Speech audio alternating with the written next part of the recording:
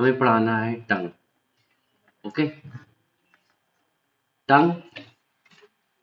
अगर हम यहाँ पर कोई स्ट्रक्चर्स आपको बनाने को 11th इंट्रेंस ऑब्जेक्टिव में नहीं आने को है, ठीक है, बल्कि यहाँ पर आपको कॉन्सेप्ट बिल्डअप करने का है। अगर टंग को देखा जाए बेटा, तो टंग एक प्योर मस्कुलर ऑर्गन है, इसमें किसी तरह का कोई और रद्द-बदल नहीं। It's a pure muscular organ. The first point is that कि टंग प्योर मस्कुलर ऑर्गन है। ठीक।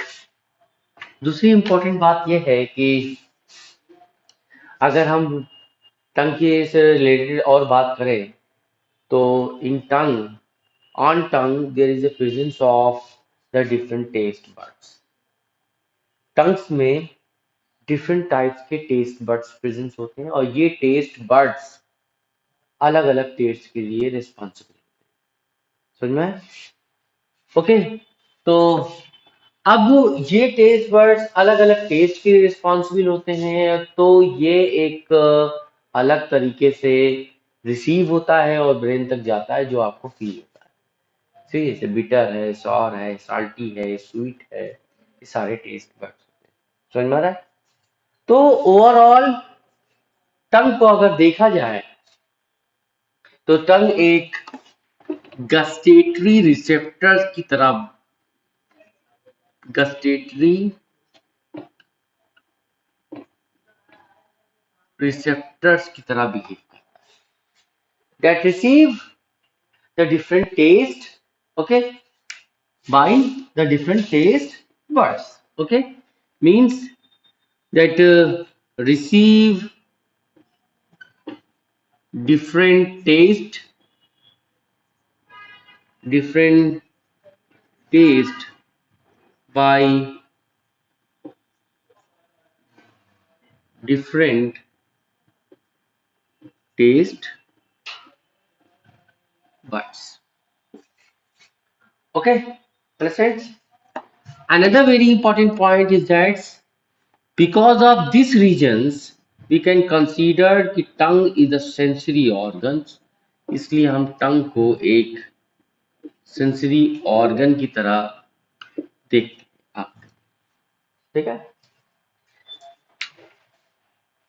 कैसे ये ह्यूमन डाइजेस्टिव सिस्टम्स के अंदर पार्टिसिपेट करता है, उसका रीजन और लॉजिक आप सुनिए कि when you take the food by the process of ingestion in mouth, जब खाना मुंह के अंदर आप रखते हो, you are grinding the food item with the help of teeth, or after teeth your tongue helps the mixing of the food items, ठीक है, और saliva, enzyme, सारे तरह के फूड आइटम्स को वो मिक्स करके एक राउंड स्ट्रक्चर फॉर्म में उसे डेवलप कर देता है, और इसी राउंड स्ट्रक्चर्स को आप क्या कहते हो? बोलस। क्या कहते हैं? लुगदी जिसको कहा जाता है उर्दू। गोल गोल फूड आइटम हो जाता है, फिर आप उसे निगलते हो। तो फंक्शन देखिए, हम आपको बताते हैं। It helps the mixing of the grinding foods, tongue helps the mixing of the grinding food as well as the mixing of enzymes. Okay, another functions of the tongue is that it helps in a speeching, ये बोलने के काम में आती है। अगर किसी की जबान काट दिया जाए तो वो प्रॉपर प्रोनाउंसिएशन नहीं निकाल सकता, जो लर्न किया हुआ सीखा हुआ है। And second and third most important functions that related to tongues, the tongue helps in a swallowing of the food items, वो फूड आइटम्स को निगलने में मदद करती है। तो कितने फंक्शंस हो गए? 3 बेसिक फंक्शंस हो गए। तो नेक्स्ट हम डालते हैं function of tongue. Next heading डालिए, फंक्शंस ऑफ टंग की, टंग के क्या क्या फंक्शंस मौजूद। Okay, number 1, the point number 1, it helps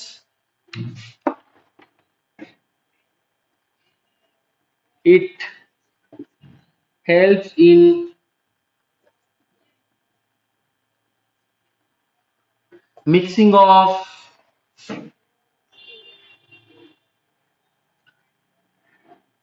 grinding food as well as enzymes which convert the food into bolus forms. Okay.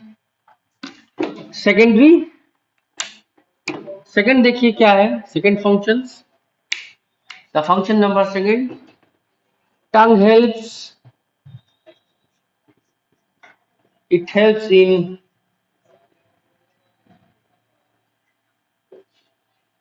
Speeching ये बोलने में मदद करता है ओके थर्ड फंक्शन देखिए this is the main function okay it helps in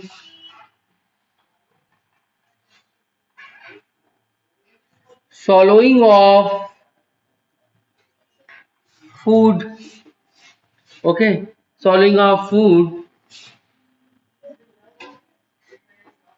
and its process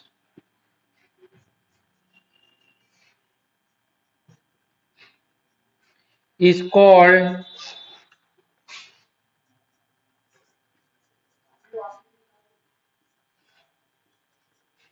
डिग्लूटिशन क्या कहलाता है डिग्लूटिशन के नाम से जाना है this is a very important point कि अगर खाना निगलने की विधि को या भोजन को निगलने की विधि को या खाना चबाने के बाद इसके निगलने के प्रोसेस को क्या कहा जाता है तो दैट इज कॉल्ड डिग्लूटिशन क्या कहा जाता है डिग्लूटिशन के नाम से जाना जाता है क्लियर हो गया ओके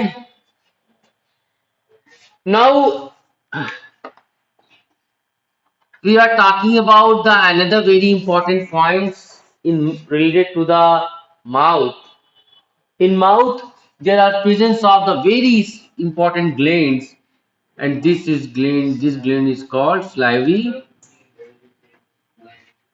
gland.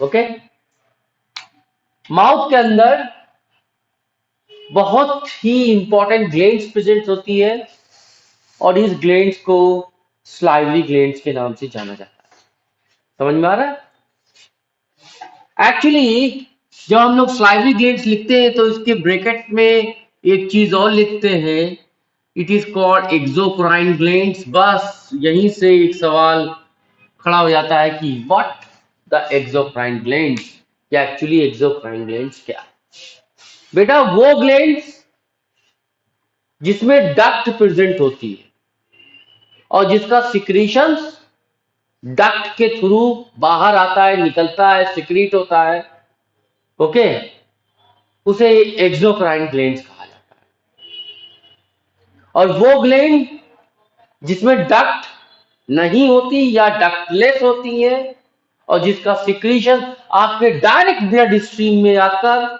कोई टारगेट ऑर्गन या टारगेट टिश्यू तक वर्क करता है उसे इंडोक्राइन ग्लैंड्स कहा जाता है जैसे आपकी पिट्यूटरी एक इंडोक्राइन ग्लैंड है जिसे आप मास्टर ग्लैंड के नाम से भी आप आगे आने वाले चैप्टर में पढ़ोगे समझ में आ रहा है या नहीं आ रहा ओके बेटा समझ में आया तो अगर मैं स्लाइवरी ग्लैंड्स की बात करूं तो स्लाइवरी ग्लैंड्स में मैंने एक्सोक्राइन ग्लैंड इसलिए लिख के बता दिया ताकि आपको पता रहे कि इंडो और एक्सो में एक्चुअल फर्क क्या होता है अगर हम स्लाइवरी ग्लैंड्स को देखें तो हमारी स्लाइवरी ग्लैंड्स हमारे मुंह के अंदर अलग अलग पोजीशंस पे प्रेजेंट होती है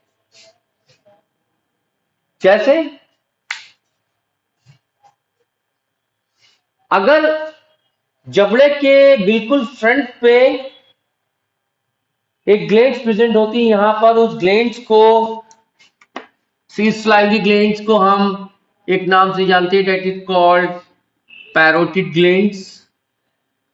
किस नाम से जानते हैं बेटा? Parotid glands. दूसरा, नीचे वाले जबड़े में ग्लैंड प्रेजेंट होती है, that is called submaxillary gland. किस नाम से जाना जाता है बेटा? सब मैक्सिलरी ग्लैंड। और जबान के नीचे दो ग्लैंड्स होती हैं, ब्लू कलर की दिखती हैं, दैट इज कॉल्ड सब लिंगुअल ग्लैंड। ओके, ये तीन तरह की स्लाइवरी ग्लैंड्स मौजूद होती है। क्लियर है? ये आपने लिख लिया है? ओके,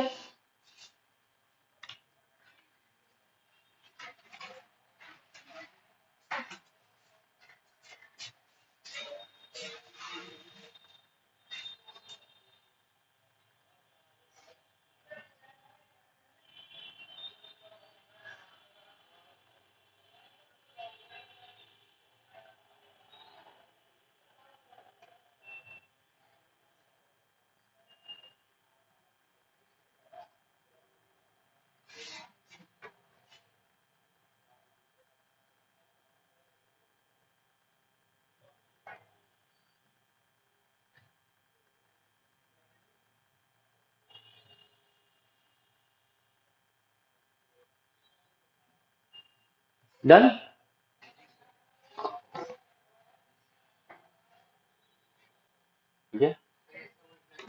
ये हटा दें।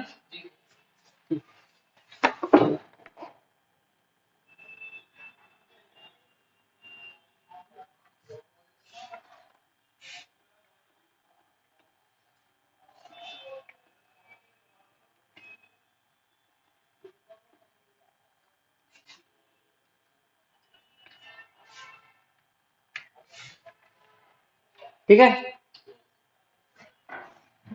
नाउ वी विल, एक मैं रफ डायग्राम आपको बना के दिखाता हूं कि स्लाइवरी ग्लैंड किस फंक्शन में। वैसे वो कहा जाता है कि it looks like the bunch of grapes like structures. जैसे अंगूर के गुच्छे की तरह एक स्ट्रक्चर होता है, वैसी तरह स्लाइवरी ग्लैंड्स होती हैं।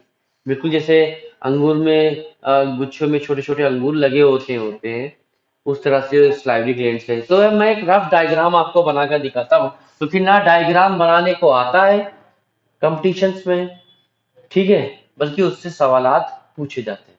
इसलिए मैं सिर्फ आप रफ डायग्राम बनाकर आपको दिखा रहा हूँ कि एक्चुअली कहा जाता है कि इस तरह से ये दिखती है। पहले मुझे बना लेने दीजिएगा, फिर आप बनाइएगा।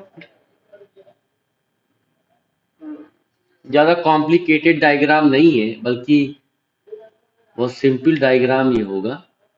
ठीक है, तो देखिएगा।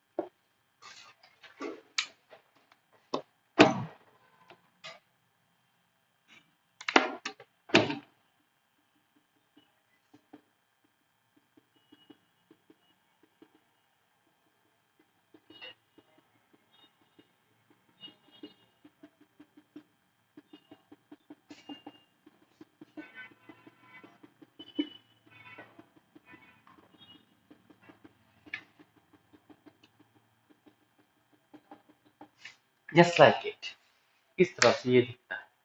ठीक है, एस्टस कहते हैं बेटा एक सैक लाइक स्ट्रक्चर्स को। मान लीजिए एक पाउच, एक पॉलीथीन जैसे एक बैग लाइक स्ट्रक्चर, और इसी के अंदर जो रेड कलर का भरा हुआ है is presence of enzyme that is called salivary amylase enzyme। ठीक है, this is the main salivary duct। ये मेन salivary duct है, और इससे जो ब्रांच निकलेगी उसे आप क्या कहोगे, duct tubes। Okay, and this is the rough diagram, या we can say the structure of salivary glands। इस तरह से salivary glands का ये स्ट्रक्चर है जो कैसा दिखता है, बंच ऑफ ग्रेप्स। कैसे दिखाएगा बेटा, अंगूर के गुच्छे। ठीक है, क्लियर हुआ। दूसरी चीज देखिए कि now we will talking about what is the function of the salivary amylase। ठीक है, यहां से कई सारे सवाल पुट हो जाते हैं। एक्चुअली salivary amylase पढ़ने से पहले हम एक नोट पॉइंट पढ़ेंगे, और उस नोट पॉइंट में देखिए हम क्या क्या देखते हैं। Now we will talk about what is the saliva। saliva क्या है, ओके ये भी सवाल पूछा था कि व्हाट इज saliva, क्या है saliva, क्या बताओगे। एंजाइम तो बता दिया मैंने, salivary amylase salivary gland से, ये तो हर जगह लिखा हुआ है, जाके मेरी जरूरत भी नहीं, कहीं भी पढ़ लो। What is the saliva, saliva क्या है, मुंह के अंदर जो salivary gland से salivary amylase एंजाइम निकला, ओके और इस salivary amylase का जो नाम है, इसका एक दूसरा भी नाम है जिसे आप टाइलिन के नाम से जानते हो। किस नाम से बेटा, टाइलिन।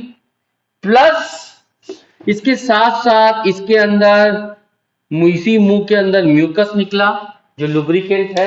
इसके साथ साथ एक और एडिशनल एंजाइम निकला जिसे आप लाइसोजाइम कहते हो, वो है। इन सारे कंपोनेंट्स को मिलाकर हम क्या कहेंगे, स्लाइवा। ओके, समझ में आ रहा है क्या कहेंगे, स्लाइवा कहेगा। तो इसमें से एक एक का फंक्शन उठाएंगे। वो देखिए, पहले फंक्शंस को, ये चीज नोट पॉइंट्स, इसको आप जरूर करिएगा। ठीक है, और इसके अंदर देखा जाए तो लगभग 90% क्या होता है, वाटर मौजूद होता है। समझ में कितना, 90%। ठीक है, समझ में। अगर हम salivary amylase का फंक्शन देखें बेटा, तो आपने जो भी फूड कंपोनेंट खाया है, उस फूड कंपोनेंट के अगर कार्बोहाइड्रेट के फॉर्म में स्टार्च मौजूद होगा, तो यही starch in the presence of salivary amylase enzyme, ये इसी salivary amylase एंजाइम के प्रेजेंस में, जिसका पीएच होगा लगभग 6.8 के करीब माना जाता है, एल्केलाइन। ओके, इसके प्रेजेंस में दैट कन्वर्ट इनटू माल्टोज। ये किस में कन्वर्ट हो जाएगा बेटा, शुगर मॉलिक्यूल में कन्वर्ट हो जाएगा। ठीक है, यहां पर ये जो स्टार्च है, ये स्टार्च एक पॉलीसैकेराइड्स है। और पॉलीसैकेराइड्स क्या है, डाइसैकेराइड्स क्या है, वो भी मैं आपको बताऊंगा। और ये जो माल्टोज है बेटा, ये एक डाइसैकेराइड्स मॉलिक्यूल। पॉली क्या है और डाई क्या है, वो भी नोट पॉइंट में देखिए क्या है। अगर मैं पॉलीसैकेराइड्स की बात कर रहा हूं तो इसको कैसे समझना है आपको 10th लेवल पर, वो देखिए। मान लीजिए कोई शुगर मॉलिक्यूल है, दैट इज कॉल्ड S1, एक शुगर मॉलिक्यूल। ठीक है, ये जुड़ा दूसरे शुगर मॉलिक्यूल आया, 2 हो गया, तीसरा आया, 3 हो गया, dot dot dot dot infinite sugar molecule आपस में एक चैन के फॉर्म में जुड़ते हैं। ठीक है, और शुगर को ही बेटा, यहां पर जो ये सैकेराइड्स है, इसी सैकेराइड्स को शुगर कहा जाता है। ठीक है, और जब कोई शुगर मॉलिक्यूल एक लॉन्ग चैन शुगर मॉलिक्यूल बनाता है, लॉन्ग चैन डेवलप करता है अपने अंदर, तो इसी प्रोसेस को आप बेटा पॉलीसैकेराइड्स कहते हो। क्या कहते हो बेटा, पॉलीसेक्राइड, पॉलीसेक्राइड का मतलब बहुत सारे शुगर मॉलिक्यूल, समझ में आ रहा है। डाइसेक्राइड का मतलब दो शुगर मॉलिक्यूल को आप क्या कहोगे, डाइसेक्राइड। तीन शुगर मॉलिक्यूल को क्या कहोगे, ट्राइसेक्राइड। तीन से ज्यादा इनफाइनाइट तक चले जाओगे तो क्या कहोगे, पॉलीसेक्राइड। तो यहां पर ये इस लाइब्रेरी एमाइलेज इस पॉलीसेक्राइड यानी स्टार्च को माल्टोज के अंदर कन्वर्ट कर देता है। किसके अंदर कन्वर्ट करता है बेटा, माल्टोज के अंदर। समझ में आ रहा है, ठीक है। ये अब यहां पे एक सवाल उठता है, वो भी नोट के पॉइंट्स में आपके पास में मौजूद होगा, ठीक है। ये भी एक नोट के पॉइंट्स में आपके पास होना चाहिए, बल्कि मौजूद नहीं बल्कि होना चाहिए, इट शुड बी, ठीक है। कि अगर कोई सवाल ऐसा है कि मुंह के अंदर किस किस कंपोनेंट्स ऑफ द फूड का डाइजेशन स्टार्ट होता है, तो किस न्यूट्रिएंट्स का डाइजेशन स्टार्ट होता है, तो क्या आप क्या बताओगे, कार्बोहाइड्रेट। तो कार्बोहाइड्रेट का डाइजेशन स्टार्ट होता है किससे, हाथ से स्टार्ट होता है, माउथ से। तो write down the next point, okay. यहां पर नोट के पॉइंट पे लिखेंगे कि कार्बोहाइड्रेट,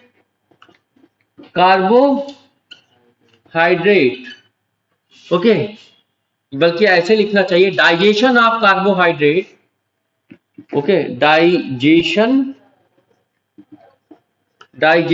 ऑफ carbohydrate is